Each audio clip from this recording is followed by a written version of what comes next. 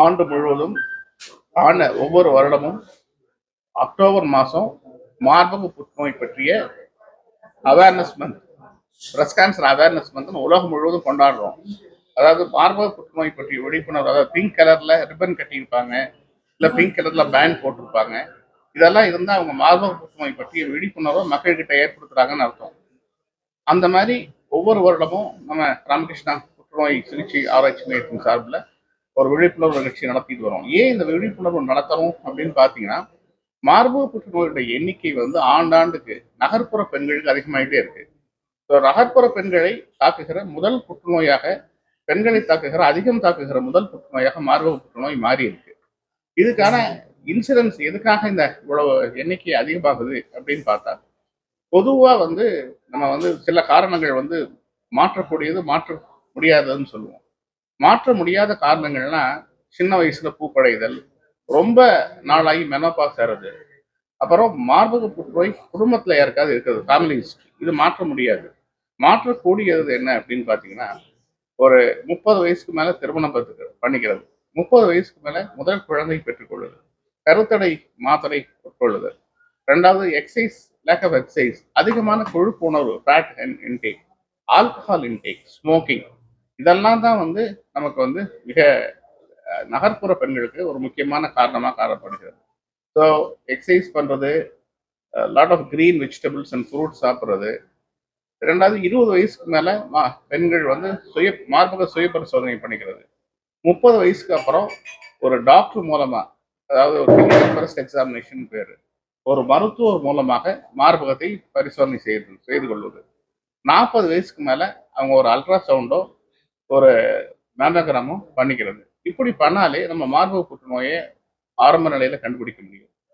இன்னைக்கு 70% மார்பக புற்றுநோய் அமெரிக்காலலாம் மேமோகிராம்ல தான் கண்டுபிடிக்கிறாங்க.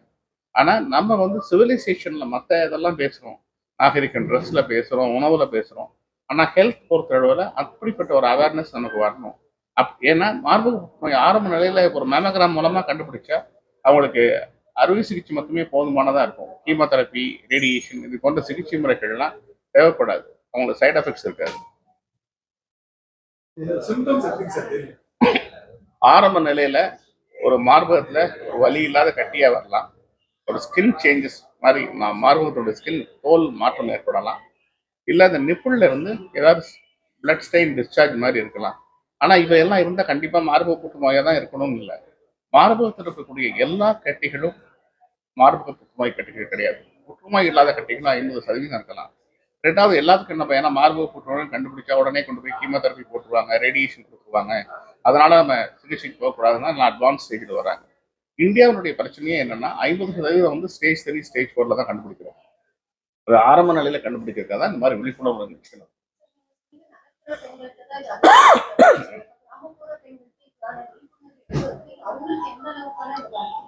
அதான் இது மெயினா நகர்ப்புற பெண்கள்ல தான் அதிகமா இருக்கு. கிராமப்புற பெண்கள்ல சர்விக்கல் கேன்சர்னு சொல்றோம், யூட்ரன் கேன்சர்னு சொல்றோம், கர்ப்பப்பை வாய் புற்றுநோய் தான் அதிகமா இருக்கு.